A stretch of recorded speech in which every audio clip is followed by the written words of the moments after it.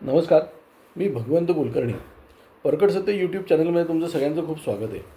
आजचा विषय म्हणजे नागपूरची दंगल. नागपूरची दंगल का घडली, कशी घडली आणि आपण ह्याच्यामधनं काय शिकायला पाहिजे.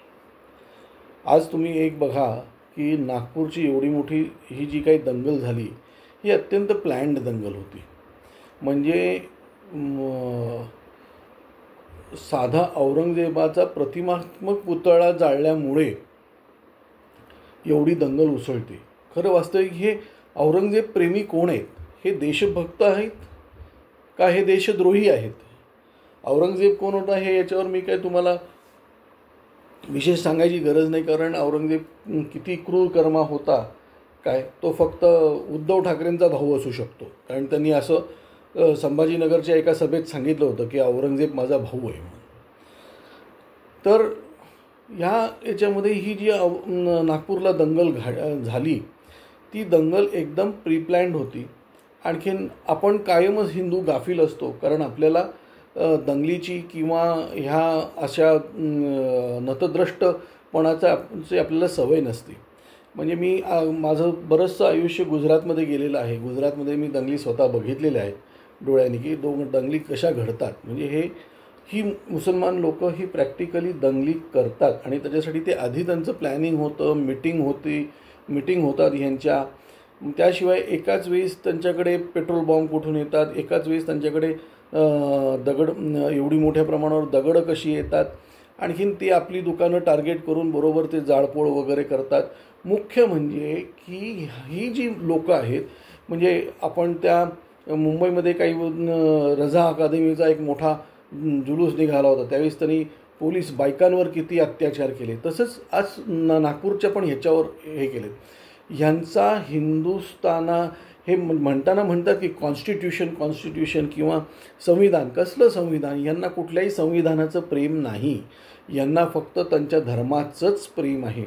संविधान फक्त हे मार खायला लागले की संविधान जेव्हा हे मारतात तेव्हा ते संविधानाची सगळी पायामल्ली करून हे करतात. आणखीन जो औरंगजेबाचं उदात्तीकरण करतो हा देशद्रोहीच काय. आणि इथे तुम्ही पेट्रोल बॉम्ब आणणार, दगडफेक करणार, आमच्या पोलीस महिलांवर हे करणार किंवा आमची लोकांची नासधूस करणार वगैरे. आज आपण सगळ्यांनी ह्याच्यापासून एक धडा घ्यायला पाहिजे की 2014पासून मोदी साहेबांचं सरकार आलं आहे. हे कडक शासनाचं सरकार आहे. याच्या आधी तर यांचंच सरकार होतं, हे काँग्रेस राष्ट्रवादी किंवा हे काँग्रेस आणि समाजवादी हे जे काही UPAचं सरकार होतं हे यांचंच सरकार होतं. त्यामुळे बऱ्याचशा केसेस ह्या दाबल्या जायच्या किंवा त्या बाहेरच यायच्या नाहीत. त्यामुळे ह्यांचं फावलं होतं. आज ह्या गोष्टी बाहेर येत आहेत, किती मोठ्या प्रमाणावर या गोष्टी बाहेर येत आहेत काय. आणखीन त्यामुळे आज ही लोकं हिंसक व्हायला लागलेली आहेत. त्यामुळे आपल्याला आपलं बचाव करायलाच पाहिजे. म्हणजे बघा, काही दिवसापूर्वी त्या OICच्या भावानी अकबरुद्दीन, काही वर्षांपूर्वी काय अकबरुद्दीन OICनी सांगितलं 15 मिनटं पोलीस बाजूला काढा, मग काय होतं. आणि 15 मिनटं खरंच पोलीस बाजूला काढली तर हे हाहाकार माजवेल. नंतर आपण त्यांचा वचपा काढू, त्यांना भुईसपाट करू, तो सगळा भाग वेगळा. पण त्या 15 मिनटात किती बेफिकीर लोक मारली जातील याच्यामध्ये किंवा बेमालूम लोक मारली जातील याची आपल्याला कल्पना नाही. कारण बऱ्याच ठिकाणी कसं आहे, आपली सहिष्णुतामध्ये येते कायम. आज आपण सहिष्णू आहोत म्हणून हे इथे राज्य करत आहेत. माझं तर म्हणणं असं आहे की ह्या सगळ्या लोकांना अगदी टिपून वेचून यांना शर्यत पाहिजे ना, तर मग सौदी अरेबियामधनं जो त्यांचा जज कोण असतो त्याला बोलवा आणि यांनी ह्याप्रमाणे हे केले त्याप्रमाणे त्यांना शिक्षा द्या आणि त्याप्रमाणे त्या शिक्षा एक्झिक्यूट करा. बघा हे कसे सरळ होतील, कळलं का. त्यामुळे आणखीन हे दंगली दुसरीकडे पण घडवणार. आज तुम्ही बघा, सगळंच यांचं म्हणजे दंगली किंवा हे सगळं हेच सुरू करणार. म्हणजे भारत जिंकलं, यांना राग येणार, आणखीन हे दंगली करणार. त्याच्यानंतर मदरशामध्ये हे टेररिस्ट निर्माण करणार. त्याच्यानंतर तुमच्या या अशा औरंगजेबाचं उदात्तीकरण करणार काय. आणि परत हे औरंगजेबाचं उदात्तीकरण करून हे परत दंगली करणार त्याच्यामध्ये. त्याच्यानंतर यांना हे भारत माता की जय म्हणणार नाही, हे वंदे मातरम म्हणणार नाही का? मग हे संविधानात लिहिलेलं नाही आहे की यांनी वंदे मातरम म्हणावं म्हणून? मग हे संविधानाचे कुठले देशभक्त काय? त्यामुळे नागपूरच्या दंगलीपासून आपण शिकायला पाहिजे. आपण आपल्या मुलांना हे आपण पुरोगामीपणा जो हा काँग्रेस, राष्ट्रवादी किंवा शरद पवारांचा जो पुरोगामीपणा वगैरे आहे ना, हा तो बंद यांनी आपलं नुकसान होतं हे आपल्या मुलांना आणि आपण सुद्धा समजून घेतलं पाहिजे काय? कारण उद्या समजा हा मोठ्या प्रमाणावर दंगा उसळला तर आपल्याला प्रॉब्लेम होऊ शकतो. त्यामुळे आपण संघटित राहिलं पाहिजे, कळलं का? आपले मोबाईल फोन बिन किंवा यांच्यापासून आपण लांब राहिलं पाहिजे.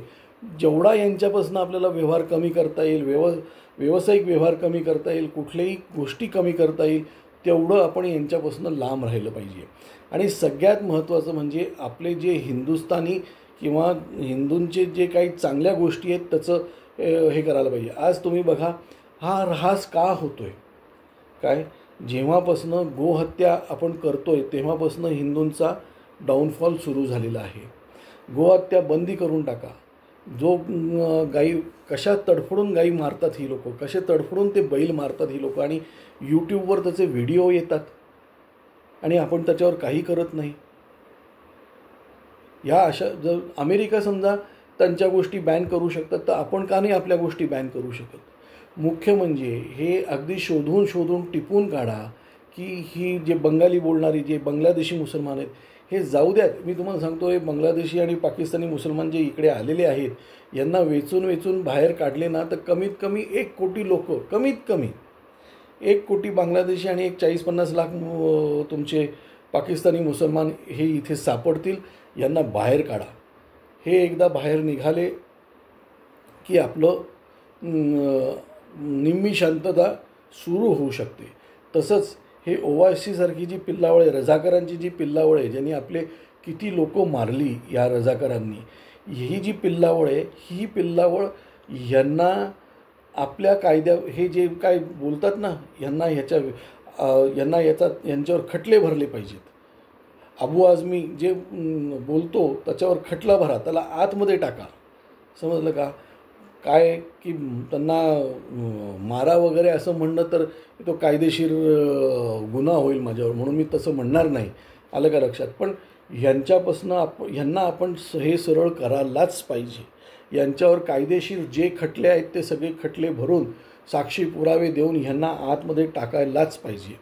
आलं का लक्षात? त्याशिवाय हे सुधारणार नाही. आणि मुख्य म्हणजे की मी दुसरा एक व्हिडिओ याच्यावर बनवणार आहे काय, तो त्या व्हिडिओमध्ये आपल्याला हे करून आपली त्या व्हिडिओप्रमाणे आपल्याला वागून आपल्याला आपला बचाव करायला पाहिजे. नाहीतर येणाऱ्या आपल्या पिढ्यांना ह्या लोकांचा खूप त्रास होईल.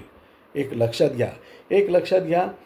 1900 तुम्हाला सांगतो 10 किंवा 1905 साली वगैरे कधीही कोणालाही वाटलं असेल की हिंदुस्थानाची फाळणी होईल म्हणून? पंजाबमधल्या मुसलमानांना इकडे यावं लागेल, पंजाबमधल्या हिंदूंना इथे यावं लागेल, बंगाली हिंदूंना इथे यावं लागेल, आणखीन त्यांची एवढी कत्लेआम होईल, हे कधीतरी वाटलं असेल का हो? नाही. कारण आपण बेफिकीर होतो काय. पृथ्वीराज चव्हाणने 17 वेळा त्या मोहम्मद गोरीला माफ केलं, पण 18व्यांदा त्यांनी काय हाल करून त्याला मारलं.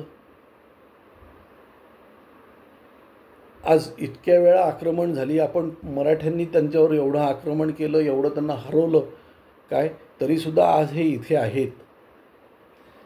कळलं का? तर त्यामुळे आणि हे सगळं आपल्याला आपल्या मराठी माणसालाच करावं लागेल, आपल्याला मराठ्यांनाच करावं लागेल. कळलं का? दुसरं कोणीही हे करू शकणार नाही. त्यामुळे अगदी कडक अंमलबजावणी करून आपल्याला जिथे आपली देवळं आहेत हे देवळांचं संरक्षण, आपण आपल्या धर्माची थट्टा केली नाही पाहिजे, हे पण लक्षात घ्यावं. याच्यावर सुद्धा मी एक वेगळा व्हिडिओ बनवणार आहे. पण नागपूरच्या ह्या दंगलीमधनं आपण काय शिकलो, काय शिकायला पाहिजे हे आज मी सांगितलेलं आहे. आज एवढंच. धन्यवाद.